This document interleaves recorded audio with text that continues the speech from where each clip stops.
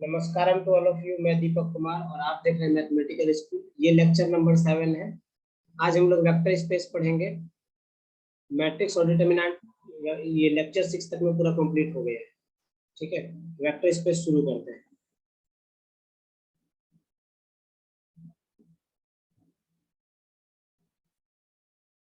Vector space, ठीक है।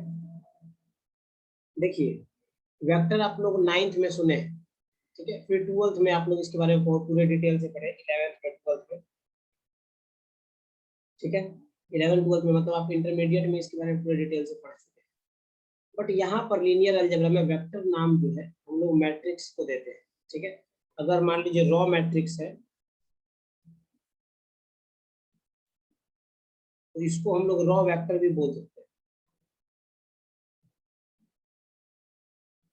ये रॉ मैट्रिक्स और रॉ वेक्टर कैसा हो सकता है? ये ऐसा होगा 1 2 3 4, ये भी जो भी हो, ये कैसा हो गया आपका 1 क्रॉस 4, ठीक है। इसका साइज ये हो गया, ठीक है। तो इसका मतलब कहने का है कि रॉ मैट्रिक्स या रॉ वेक्टर का ऑर्डर क्या होगा? इसका order of row vector is equal to 1 cross m होगा, वेयर m बिलोंग्स टू कोई नेचुरल नंबर होगा, एंड कॉलम कॉलम मैट्रिक्स बोलिए या फिर कॉलम वेक्टर बोलिए, कॉलम मैट्रिक्स या कॉलम वेक्टर, ये भी सेम होता है 1 2 3 4 5। बस ये क्या होगा, कॉलम में लिखा होगा, ठीक है। तो इसका ऑर्डर कैसा हो सकता है? जैसे मान लीजिए कैसा है, 5 क्रॉस 1 का है, मतलब 5 रो है इसमें, 3 4 5, 5 रो है। इसमें कितना? एक ही रो है। जिसके बारे में बात करेगा वो बस एक ही होगा, ठीक है। रो के बारे में बात किया तो रो एक है, कॉलम के बारे में बात किया तो कॉलम भी कितना है? कॉलम एक, ठीक। बट रो कितना है? 5। तो इसमें बोल सकते हैं हम लोग कि order of column vector is equal to कितना हो जाएगा? n क्रॉस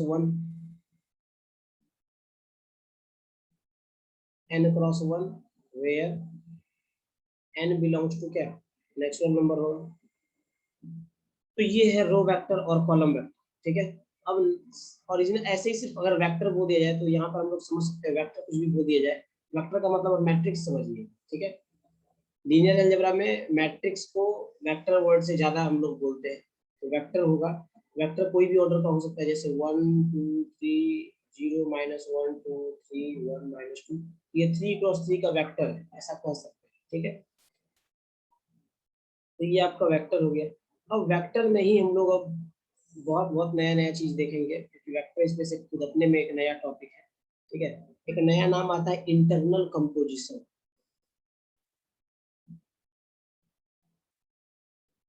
इंटरनल कंपोजिशन आप लोग क्लोजर प्रॉपर्टी पढ़े होंगे, 7 6 7 से स्टार्ट हो जाता है क्लोजर प्रॉपर्टी। जैसे क्लोजर प्रॉपर्टी होता क्या है, थोड़ा सा मैं इसका आइडिया देता हूँ आपको।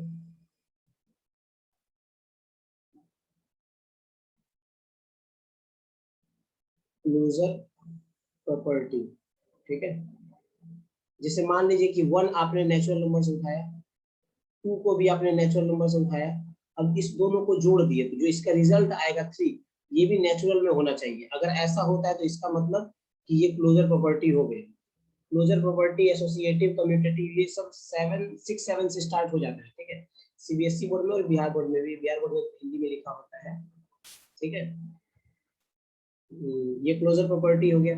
मतलब आप अगर किसी सेट से 2 नंबर उठा रहे हैं और उस दोनों के बीच में कोई ना कोई अगर ऑपरेशन लगाते हैं, उस दोनों के बीच में अगर कोई ऑपरेशन लगा रहे हैं तो ऑपरेशन लगाने के बाद जो रिजल्ट आता है वो रिजल्ट भी उसी सेट में होना चाहिए।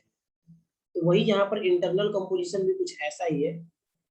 इंटरनल कंपोजिशन भी कुछ ऐसा ही है कि अगर मान लीजिए कि आप कोई एलिमेंट लेते हैं सेट ए से, if we choose A and B,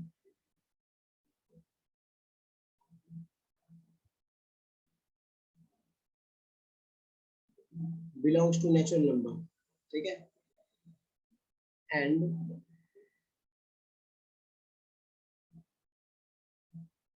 and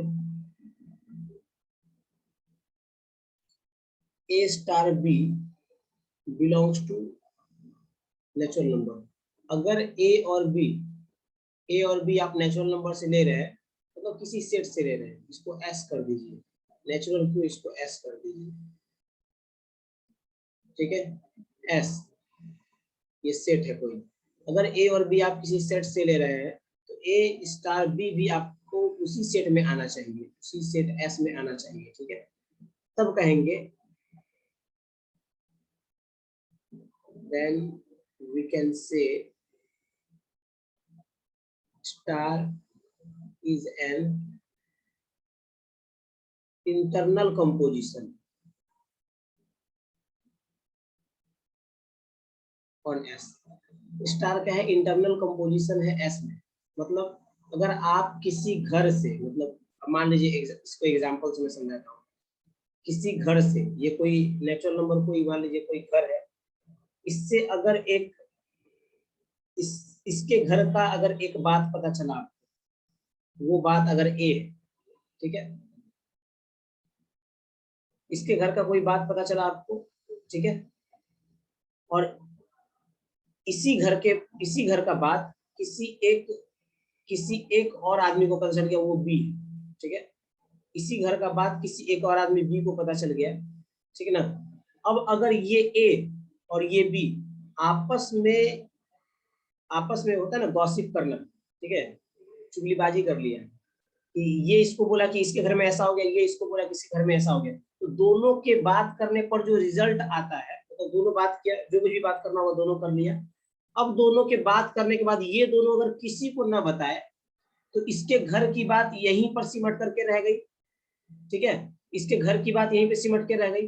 अगर मान लीजिए ए और बी इसी के घर के मेंबर हो, ए और बी इसी के घर के मेंबर हो और ये दोनों किसी को ना बोले, तो घर की बात घर में रह गई। इसका मतलब कि ये जो ए और बी है, इस दोनों को आपस में गॉसिप करने पर जो भी रिजल्ट आया वो कहीं कोई तीसरा आदमी नहीं सुनेगा, इसके घर की बात जो है घर में ही रह गई, इसका मतलब ये नेचुरल नंबर के पास रह गया। तो ऐसे कहेंगे हम लोग कि ये जो है, ये स्टार, ये जो गॉसिप हुआ, ये घर में ही रह गया, ये गॉसिप घर के बीच में हुआ, घर में ही रह गया, ठीक है। तो यही आपका ये जो स्टार होगा, ये इंटरनल कंपोजिशन होगा। तो इसको हम लोग अगर प्रैक्टिकल लाइफ से जोड़े तो, ठीक है, इंटरनल कंपोजिशन होगा, ये है इंटरनल कंपोजिशन। जैसे अब इसको हम मैथमेटिकली समझेंगे, जैसे मान लीजिए कि यही एग्जांपल, ये भी चलेगा, एक और बताता हूँ मैं। अगर मान लीजिए कि मैं 1 नेचुरल ये इंटीजर से ले लिया एंड -2 ये भी इंटीजर से, एंड नाउ हम लोग 1 + -2 कर रहे हैं, दोनों नंबर को जोड़ रहे हैं, ठीक है, रिजल्ट क्या आएगा, -1 आएगा। अब ये -1 देखिए, ये -1 इंटीजर में बिलोंग करता है, इसका मतलब ये जो प्लस है, ये plus is an internal composition, ठीक है,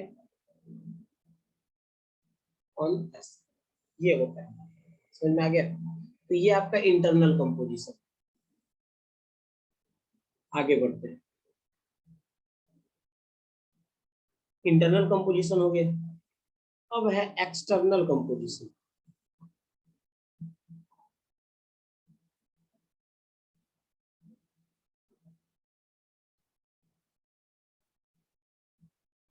ठीक है, एक्सटर्नल कंपोजिशन। देखिए एक्सटर्नल कंपोजिशन क्या है कि अगर मान लीजिए कि कोई मैट्रिक्स का सेट है, एक सेट है जो मैट्रिक्स, उसके अंदर बहुत सारे मैट्रिक्स है, ये सेट है, इसके अंदर बहुत सारे मैट्रिक्स है, लाइक जैसे मान लीजिए ये सेट एस है, जैसे ये 1 2 2 3, ठीक है, फिर है ये सिर्फ 1 1 2 0 0 -1, ठीक है, ये सेट है, इसमें बहुत सारे मैट्रिक्स, ये मैट्रिक्स है। तो इसका मतलब कह सकते हैं कि ये जो एस सेट है, ये वेक्टर का सेट है, ये सेट ऑफ वेक्टर्स है। तो इसके अंदर से, ठीक है, इसके अंदर से अगर कोई सा एक वेक्टर निकालेंगे, ठीक है, लेट v बिलोंग्स टू, ये v कोई वेक्टर है, ठीक है, v बिलोंग्स टू s, अगर कोई v वेक्टर हम लोग चूज करते हैं s से, एंड अब कोई एक सेट ले लेते हैं, एक कोई सेट ले लेते हैं जो सिर्फ स्केलर का हो, इसको स्केलर का मतलब इसमें सिर्फ नंबर्स हो, ठीक है, मान लिया कि t जो है, and t be any set of scalars, ठीक है, ये t क्या है, किस कोई सेट है जो स्केलर का सेट है, तो यहां से मान लिए कि ये जो अल्फा है, अल्फा बिलोंग, ये अल्फा स्केलर है, अल्फा बिलोंग करता है t से, ठीक है, v ले लिए s से, v वेक्टर है जो वेक्टर के सेट से लिए, अल्फा स्केलर है जो अल्फा स्केलर है जो स्केलर के सेट से लिए। अब दोनों का कंपोजिशन करेंगे। Now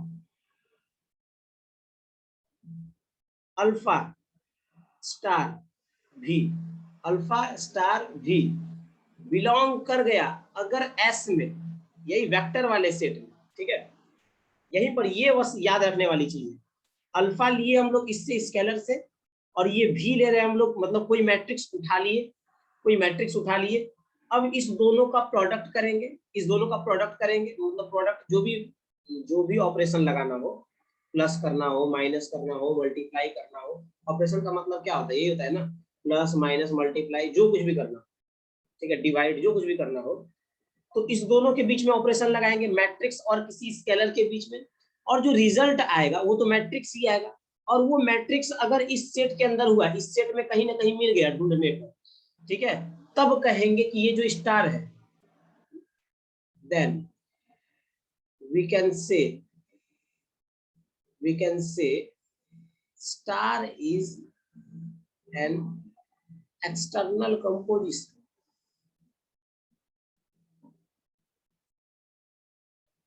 external composition on S, ठीक है, ये एक्सटर्नल कंपोजिशन।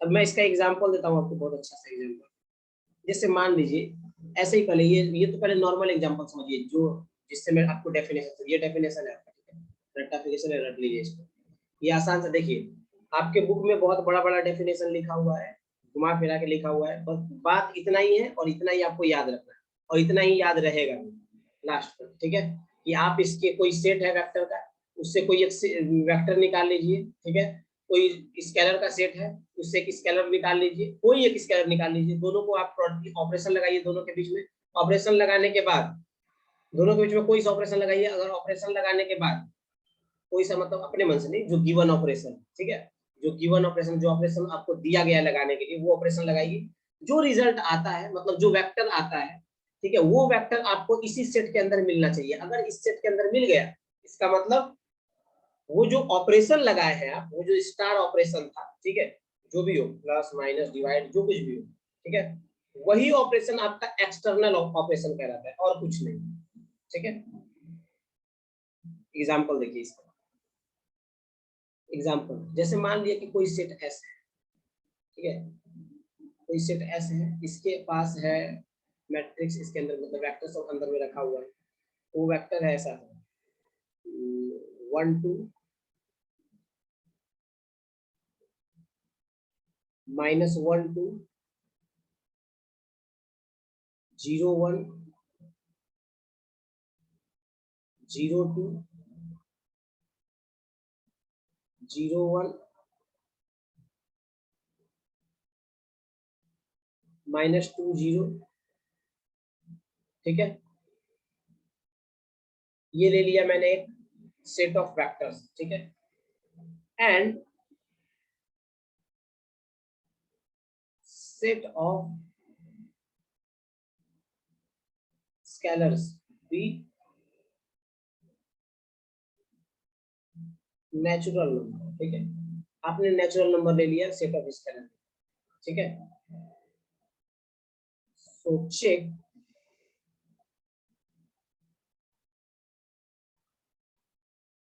ये प्रोडक्ट, ठीक है, ये डॉट का मतलब प्रोडक्ट हुआ, product is an external composition, external composition on S और नो। ठीक है, आपको चेक करना है कि ये जो प्रोडक्ट है वो एक्सटर्नल कंपोजिशन है या नहीं। ठीक है, तो चलिए देखिए चेक करते हैं, समझ हो जाएगा। क्या बोला गया कि इसमें से कोई सा भी आप उठाइए।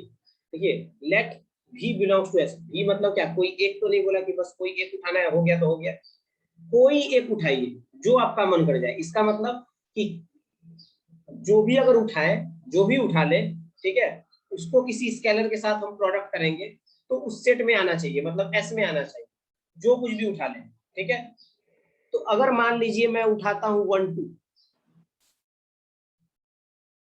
ठीक है, V इज इक्वल टू 1 2, ये 1 2 उठा लिया। अब स्केलर जो है वो alpha, alpha is equal to ले लेता हूं 1। ठीक, V is equal to 1 2, alpha is equal to 1। अब अल्फा इंटू भी कितना हो जाएगा, अल्फा इंटू भी क्या हो जाएगा, यानी 1 इंटू 1 2, ये तो आप कितना 1 2 आ जाएगा। ठीक है, ये हो गया। अब इसको मैं अल्फा 1 कर देता हूँ, ये 1 2 आ गया। अब ये जो है ये बिलोंग करता है किसमें, एस में। तो चलिए बहुत खुशी की बात है कि ये एस में बिलोंग कर गया। ठीक है, अब ये अल्फा 1 है। अब मैं अगर अल्फा 2 चूज कर लूं, कोई सा भी स्केलर लेना है, कोई सा भी स्केलर, ठीक है, कोई सा भी स्केलर लेना है। अल्फा 2 अगर मैं 2 चूज कर लेता हूँ और यहाँ भी वही सेम रहेगा 1 और 2, तो यहाँ पर अल्फा 2 इंटू भी, ये क्या हो जाएगा 2 इंटू 1 2, और ये क्या होगा फिर आपको, ये क्या बन के निकलेगा 2 और ये हो जाएगा 4। अब 2 और 4 देखिए क्या है इसमें, इस सेट में 2 और 4 है, तो 2 और 4 इसमें नहीं है, तो डज नॉट बिलोंग्स टू। अब ये एक भी मिल गया बिलोंग नहीं करने वाला। ठीक है, कोई एक मिल गया ऐसा, ठीक है, कोई एक ऐसा वेक्टर मिल गया स्केलर और इस सेट के वेक्टर को प्रोडक्ट करने पर। ठीक है, तो ये अब आपका ये जो प्रोडक्ट है वो एक्सटर्नल कंपोजिशन नहीं होगा किस पर, एस पर। ठीक है, तो ये एक्सटर्नल कंपोजिशन नहीं होगा किस पर, एस पर। समझ में आ गया, तो ये एक्सटर्नल कंपोजिशन है, कोई दिक्कत, इसमें कोई दिक्कत नहीं होगा। अब मैं फिर एक एग्जांपल देता हूं जिसमें हो जाए। देखिए एस है कोई सेट, ठीक है, कोई सेट है, ये सेट ऐसा है, अल्फा यहाँ है, ये बीटा है। ठीक है, बिलोंग, ये अल्फा बीटा है,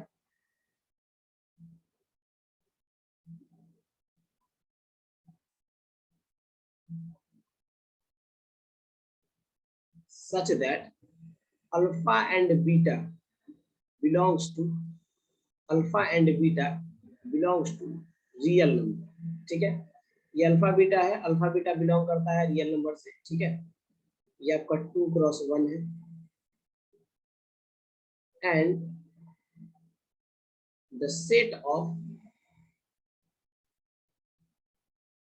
scalars be natural number।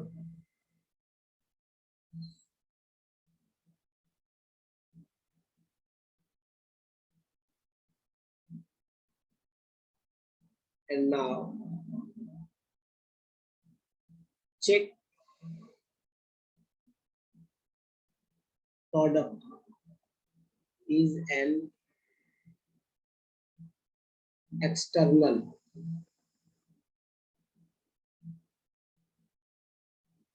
composition on S और नॉट। ठीक है, आपको चेक करना है, आपको चेक करना है कि ये जो प्रोडक्ट है वो एक्सटर्नल कंपोजिशन है कि नहीं एस। तो ये जो सेट एस है, ये सेट एस कैसा है सॉल्यूशन, अब ये समझिए, ये अल्फा है, ये बीटा है, ये अल्फा भी रियल नंबर से बिलोंग करता है, ये बीटा भी रियल नंबर से बिलोंग करता है। मतलब यहाँ पे कुछ भी हो सकता है, यहाँ पे पूरे के पूरे रियल नंबर में से कुछ भी हो सकता है यहाँ पे। यहाँ पर भी पूरे के पूरे रियल नंबर में से कुछ भी कोई सा भी नंबर हो सकता है, ठीक है। अब अगर आप कोई नेचुरल नंबर चूज करते हैं, मान लीजिए कोई सा नेचुरल नंबर, ठीक है, कोई सा भी नेचुरल नंबर चूज करते हैं, मान लीजिए आपने 5 चूज कर लिया। अब 5 को आप किसी अल्फा, किसी रियल नंबर से मल्टीप्लाई कीजिएगा तो वो तो रियल में ही जाएगा। अब 5 को किसी बीटा से मल्टीप्लाई कीजिएगा, ये तो रियल में ही जाएगा। मतलब ये जो 5 अल्फा बनेगा, ये जो 5 बीटा बनेगा, इसको मान लीजिए कि ये बन रहा है आपका, ये R1 कोई नंबर है, ये R2 कोई नंबर है, ठीक है। तो R1 और R2 ये ऐसा मैट्रिक्स बनेगा, R1 R2 कोई ऐसा मैट्रिक्स बनेगा। अब R1 R2 ये मैट्रिक्स बनेगा तो ये भी तो आपका रियल नंबर में ही जाएगा ना। ये जब रियल नंबर में जाएगा तो इसका मतलब क्या, जो सेट हम लोग लिए थे उसी सेट में बिलोंग कर गया। किसी भी स्केलर से मल्टीप्लाई कीजिए आप, ये जो वेक्टर है इस वेक्टर को किसी भी स्केलर से मल्टीप्लाई कीजिए, ये लास्ट में तो इसी में आने वाला है। तो जब इसमें आ रहा है ये, तो इसका मतलब क्या, ये जो प्रोडक्ट है, ये जो प्रोडक्ट है ये एक्सटर्नल कंपोजिशन, ठीक है। ये जो प्रोडक्ट है ये क्या है, एक्सटर्नल कंपोजिशन। बस इतना सही बात समझने का कि आप एक वेक्टर को चूज कीजिए सेट से, कोई एक स्केलर को चूज कीजिए, कोई एक वेक्टर कोई एक स्केलर, ठीक है। अब वो कोई कुछ भी हो सकता है, ठीक है। अगर दोनों को प्रोडक्ट किए, प्रोडक्ट या फिर जो भी ऑपरेशन दिया है, गिवन ऑपरेशन जो भी है लगाए, अगर उस ऑपरेशन से जो रिजल्ट निकलेगा वो रिजल्ट उसी सेट में आ गया, तो इसका मतलब उसी सेट में आ गया, इसका मतलब कि ये जो सेट है, ये जो सेट है, ये सॉरी सेट बोल रहे हैं, ये प्रोडक्ट, ये जो प्रोडक्ट आपको दिया गया है, ठीक है, ये जो प्रोडक्ट आपको ऑपरेशन दिया गया, ये ऑपरेशन एक्सटर्नल कंपोजिशन है एस पर। समझ में आ गया। अगर आपने मिमी मूवी देखा है तो मैं मतलब थोड़ा सा उस पे उसको लेकर के एग्जांपल देता हूँ। देखिए, वो जो छोटा बच्चा होता है, ठीक है, वो गोरा पैदा ले लेता है, तो सबको धीरे धीरे शक होता है कि ये साला ये देसी आदमी, इसका विदेशी बच्चा कैसे, ठीक है। बट फिर भी मानना पड़ा, झूठ मानना पड़ा, बात पचा नहीं। तो अगर देसी आदमी है, उसका बच्चा भी देसी हो, देसी आदमी है उसका बच्चा भी देसी हो, मतलब ब्राउन स्किन है, ठीक है, हम लोग का ब्राउन स्किन है और बच्चे का भी ब्राउन स्किन हो, तो कोई शक नहीं होता है कि ये बच्चा मतलब विदेशी है, देसी ही है, ठीक है, कोई शक नहीं होता है। तो वही बात है कि अगर मैंने वेक्टर कोई एक सेट से लिया, वेक्टर कोई एक सेट से लिया, ठीक है, और स्केलर कहीं दूसरे से ले लिया, वेक्टर इस सेट से लिया, स्केलर कहीं दूसरे से ले लिया, और अगर इसका रिजल्ट इसी वेक्टर में पहुंच जाए, ठीक है, इसी वेक्टर में पहुंच जाए, तो समझ लीजिए कि वो एक्सटर्नल कंपोजिशन है, और नहीं पहुंचे तो एक्सटर्नल कंपोजिशन नहीं, ठीक है। ऐसा ही बात, एक्सटर्नल कंपोजिशन में और कुछ है नहीं, ठीक। अब मैं आपको एक यहाँ पर एक नाम के बारे में थोड़ा सा जानकारी दे दूं। ये जो स्केलर सेट बोल रहे हैं ना हम लोग बार बार, सेट ऑफ स्केलर, ठीक है। तो यहाँ पर स्केलर सेट को हम लोग एक नाम अब आगे देंगे, ठीक है। जब भी स्केलर सेट ऑफ स्केलर्स, जब भी हम लोग इस वर्ड, इतना लंबा वर्ड यूज नहीं करेंगे, इसको डायरेक्ट हम लोग बोलेंगे फील्ड। क्या बोलेंगे इसको, फील्ड। मतलब अगर किसी भी स्केलर को हम लोग किसी सेट से निकालेंगे तो इसका मतलब वो सेट क्या है, वो सेट एक फील्ड है, ठीक है।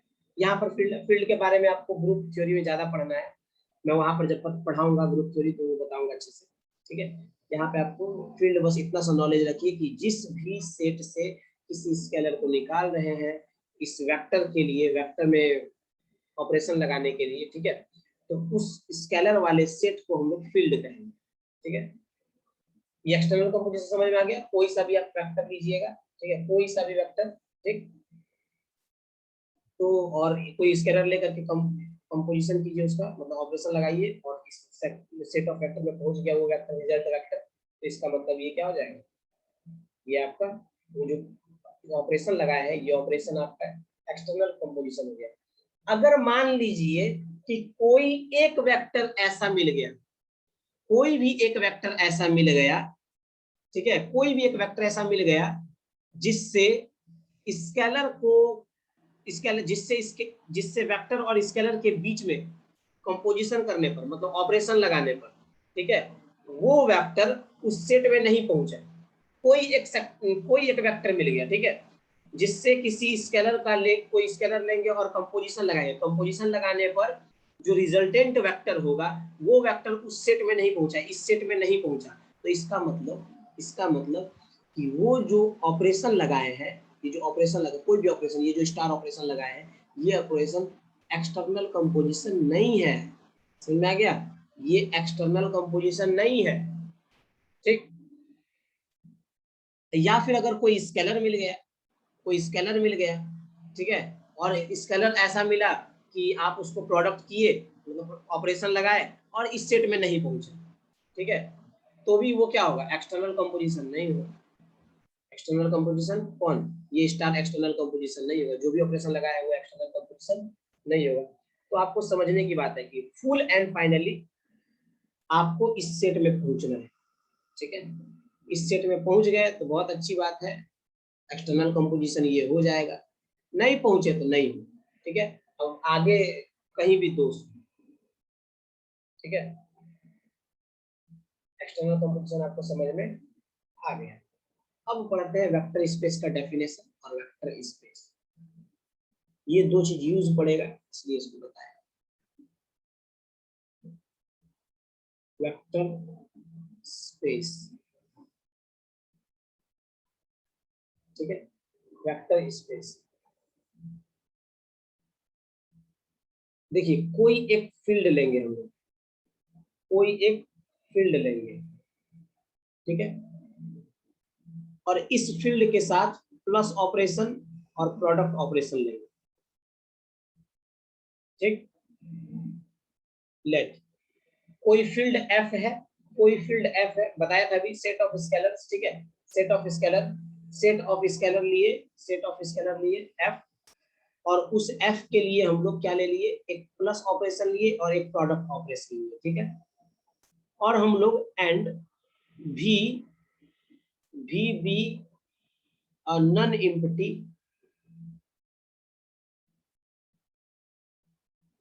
सेट ऑफ वेक्टर्स, ठीक है। भी क्या है? नॉन एम्प्टी सेट ले लिए, वेक्टर्स, जैसे वहां पर एस लिए थे वेक्टर्स का सेट, ठीक है, वैसे यहाँ पर सेट का नाम भी रख दिए हैं, ठीक है। ये नॉन एम्प्टी सेट है, मतलब इसमें कुछ ना कुछ तो वेक्टर है ही, ठीक। ये हम लोग नॉन एम्प्टी सेट ले लिए वेक्टर का, एंड ये जो फील्ड क्या है? ये स्केलर का सेट है, ठीक है, ये ले लिए। अब देखिए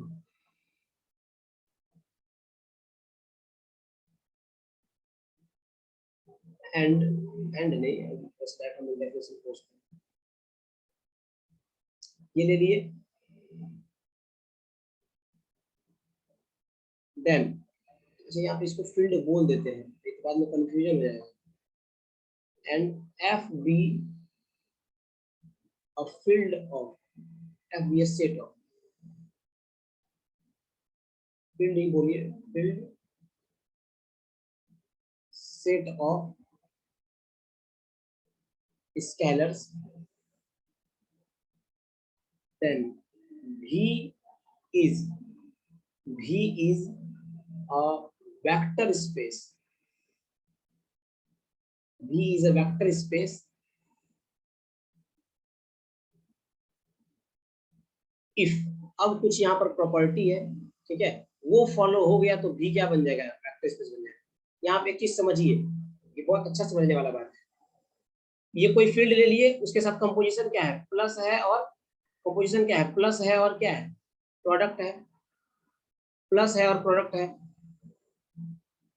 भी कोई नॉन एम्प्टी सेट है, भी कोई नॉन एम्प्टी सेट है, ठीक है, वेक्टर का सेट है ये। अब एफ कोई क्या है? स्केलर का सेट है। भी, अब ये जो भी लिए थे हम लोग वेक्टर का सेट, वेक्टर का जो सेट लिए थे, वही वेक्टर का सेट वेक्टर स्पेस बन जाता है कुछ रिजल्ट को फॉलो करने के बाद, ठीक है, कुछ कुछ रिजल्ट को, कुछ रूल को फॉलो करेगा वो, तो वही ये जो सेट है, ये जो भी जो सेट बना है, ये जो सेट है, यही सेट वेक्टर स्पेस होता है। ठीक है, वेक्टर स्पेस होता क्या है, एक सेट होता है। ठीक है, तो यहाँ देखिए अब रूल क्या है। पहला रूल है, आपने ग्रुप थ्योरी के बारे में थोड़ा बहुत तो आइडिया होगा ही आपको, पार्ट 2 में अगर है तो, नहीं है अगर पार्ट 2 में तो मैं बताऊंगा ग्रुप थ्योरी, ये कुछ ना कुछ उसके बारे में जो भी यूज होगा बताऊंगा। ठीक है, पहला रूल है आपका, ये जो V प्लस है, ठीक है, V प्लस, V प्लस, ठीक, इज अ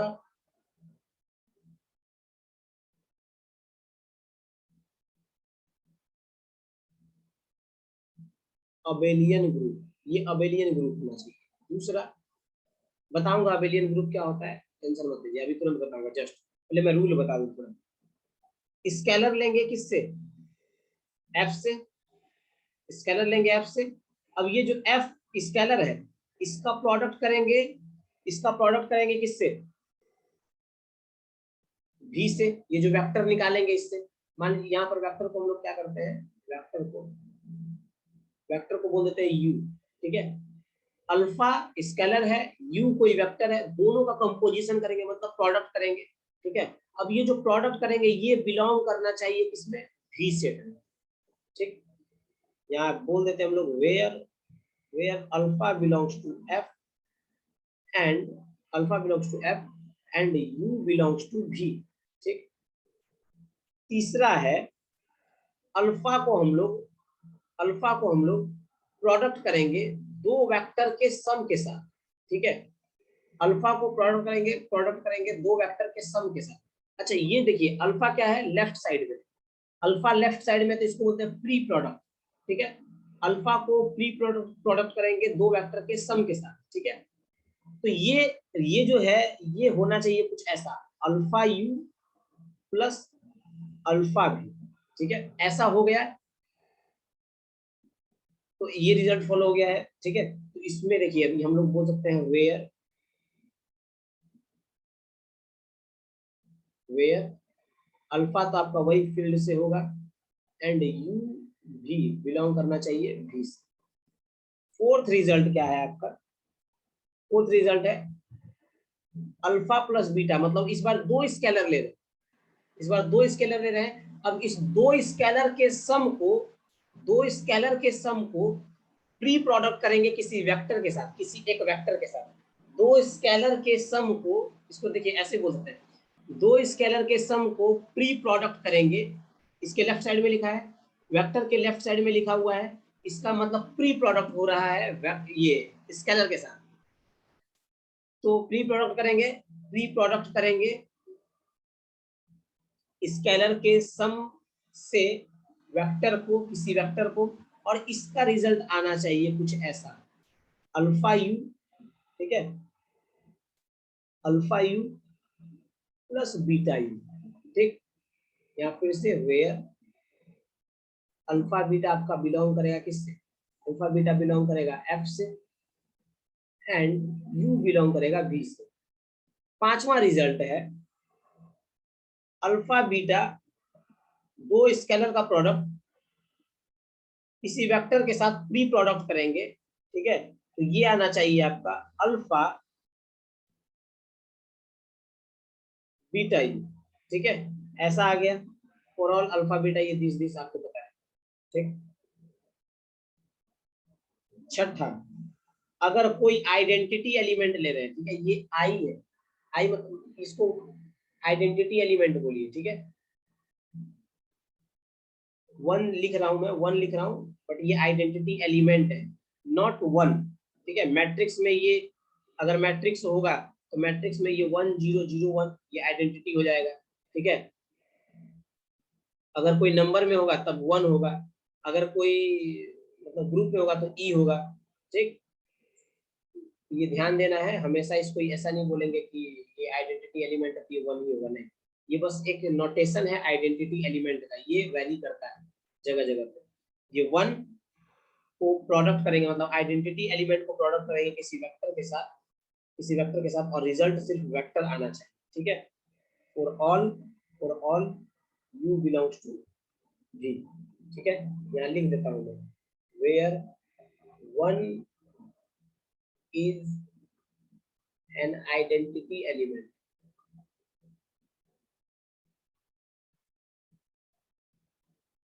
ठीक है, identity element of F.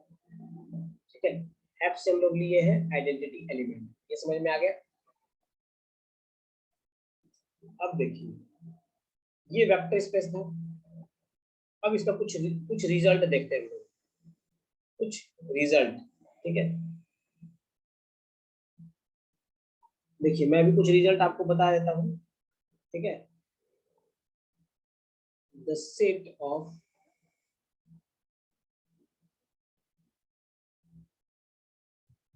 polynomial, the set of all polynomial, the set of all polynomial, ठीक है, is a vector space, vector space,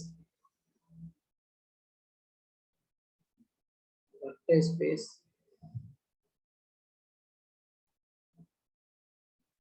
over the field F। ठीक है, field F, field F पर जितना भी polynomial है वो सारा क्या होता है, वेक्टर स्पेस होता है। तो यहाँ पर इसको थोड़ा सा समझिए। ठीक है, ये समझने की जरूरत है। जैसे देखिए, पॉलिनोमियल को हम लोग अगर क्वाड्रेटिक पॉलिनोमियल है तो इसको कैसे लिखते हैं, ax² + bx + c, ऐसे लिखते हैं। ठीक है, तो यहाँ पर ये a, b और c ये तीनों क्या है, स्केलर है। और ये स्केलर कहाँ से बिलोंग करेगा, फील्ड F से बिलोंग करेगा। ठीक है, तो अगर अगर क्वाड्रेटिक पॉलिनोमियल का पूरा सेट लिया जाए, क्वाड्रेटिक पॉलिनोमियल का एक सेट लिया जाए, ठीक है, तो क्वाड्रेटिक पॉलिनोमियल के सेट में, क्वाड्रेटिक पॉलिनोमियल के सेट में ये ए बी सी, ये ए बी सी इसको वेरी करके जितने भी पॉलिनोमियल बनाएंगे वो सारा इसके अंदर बिलोंग करता है।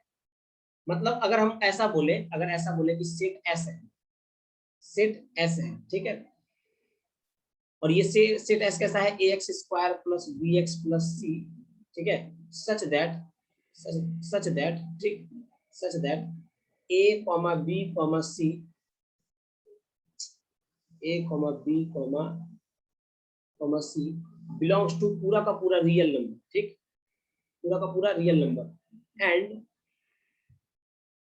ये जो रियल नंबर है, ठीक है,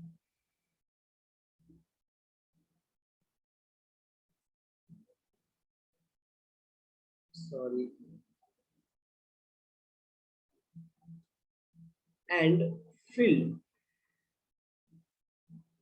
बी एफ, फील्ड क्या है, F, and a, b, c belongs to f = r। ठीक है, ये f क्या है, कोई रियल नंबर का सेट है। f क्या है, रियल नंबर का सेट है। और ये abc जो है ये f सेट से बिलोंग करता है, मतलब रियल फील्ड से बिलोंग करता है। फील्ड क्या है, पूरा का पूरा रियल नंबर है। ठीक, तो अब यहाँ पर हम लोग देखिए, अगर यहीं पर पूछा जाए, अब यहीं पर पूछा जाए कि क्या 1 + x बिलोंग्स करता है इसमें, तो बिल्कुल करता है ना। हम इसको लिख सकते हैं ना, 1 + 1 × x अब प्लस 0 × x²। ठीक है, और बोला ही गया है कि ये और ये x² का और x का और इसका कांस्टेंट टर्म, ये तीनों कहाँ से होना चाहिए, ये तीनों होना चाहिए फील्ड से। और फील्ड से अगर लेंगे, फील्ड से अगर ले रहे हैं हम लोग, तो कोई सा भी रियल नंबर ले सकता है। जब कोई सा भी रियल नंबर लेंगे तो ये क्या, क्वाड्रेटिक तो बन ही गया। ये क्वाड्रेटिक का फॉर्मेट तो ले ही लिया। जब क्वाड्रेटिक का फॉर्मेट ले लिया तो ये क्या, इस फील्ड इसमें आ गया, सेट एस में आ गया। तो इसका मतलब हम लोग कह सकते हैं कि जितना भी पॉलिनोमियल का सेट है वो किसी भी फील्ड पर, ठीक है, मतलब गिवन फील्ड पर वेक्टर स्पेस होता है। ठीक है, ऑल यहाँ लिखा हुआ है, the set of all polynomial is a vector space over the field F. ठीक है, ओवर द फील्ड एफ। अगर यहाँ पर यही सोचने वाली बात है थोड़ा सा, देखिए यहाँ पर ऑल पॉलिनोमियल बोला गया है, कोई एग्जैक्ट पावर नहीं दिया गया, कोई एग्जैक्ट पावर नहीं दिया गया। अगर यहीं पर बोल देता डिग्री 2, ये प्रपोज देता है डिग्री 2, ठीक है, तब ये वाला नहीं होता, ये सेट एस में बिलोंग नहीं करता। अगर सिर्फ डिग्री 2 का बात करता, क्योंकि देखिए ये क्या डिग्री 2 का है ही नहीं, ये तो डिग्री 1 का है। तो जब डिग्री 2 का नहीं है ये, तो और डिग्री 2 ही चाहिए इस सेट के अंदर, तब तो हम लोग इसको डाल ही नहीं सकते, इसको नहीं डाल सकते। ठीक है, बट यहाँ पर अगर एटमोस्ट डिग्री 2 बोल देता तब हो जाता। ज्यादा से ज्यादा डिग्री 2 मतलब उससे कम का भी चलेगा, ज्यादा से ज्यादा डिग्री 2 इसका मतलब उससे कम का भी चलेगा, ठीक है। तो डिग्री 2 जब जब एग्जैक्ट डिग्री की बात आ जाए तब वेक्टर स्पेस कभी नहीं होता, ये ट्रिक है, याद रखिए। जब एग्जैक्ट डिग्री की बात आ जाए तब कभी भी वेक्टर स्पेस नहीं होता है, जब एटमोस्ट की बात हो तब वेक्टर स्पेस हो, ठीक है। तो यहां तक था ये सेट ऑफ पॉलिनोमियल का, ठीक है। अब हम लोग मिलेंगे अगले लेक्चर में। अब थोड़ा सा नया टॉपिक स्टार्ट करेंगे तो थोड़ा लंबा हो जाएगा, मैं ज्यादा लंबा इसको नहीं करना चाहता, ठीक है।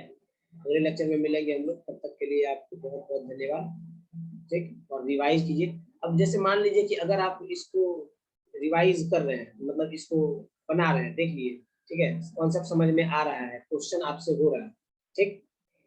अभी तो क्वेश्चन मैंने कराया नहीं है, क्वेश्चन कराऊंगा तो क्वेश्चन होगा आपसे। अगर आपको कॉन्सेप्ट याद रखना है, ठीक है, तो कॉन्सेप्ट जब भी याद रखना है तो यूट्यूब है, यूट्यूब में क्या कीजिए, सबसे पहले तो आप या तो इसको डाउनलोड कर लीजिए, इस लेक्चर को डाउनलोड करके आप अगर कोई काम भी कर रहे हैं तो चालू कर दीजिए, ठीक है, और ईयरफोन आप आराम से लगा लीजिए, सुनते जा रहे हैं, ठीक है। ये सुनते जा रहे हैं, बहुत ज्यादा तो मैं लिख भी नहीं रहा हूँ, मैक्सिमम चीज तो बोल के ही समझा दे रहा हूँ, ठीक है। तो कम से कम सुनिएगा, एक बार ऐसे देख लिए हैं आप, अब अगर सुनिएगा इसको तो आपको पता चलेगा कि क्या क्या लिखा रहा है, ठीक है, क्या क्या बताया जा रहा है, माइंड में वो रिकॉल होते जाएगा, ठीक है। जरूरी नहीं है हर बार हर चीजों को देखना, ठीक है। कम से कम आप इसको एक दो बार सुन भी लीजिएगा ऐसे, तो आपका काम हो जाएगा, ठीक है। आपका बहुत बहुत धन्यवाद, हम लोग नेक्स्ट लेक्चर में मिलते हैं।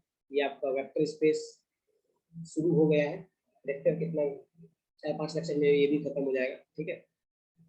धन्यवाद, नेक्स्ट लेक्चर में मिलते हैं, थैंक यू।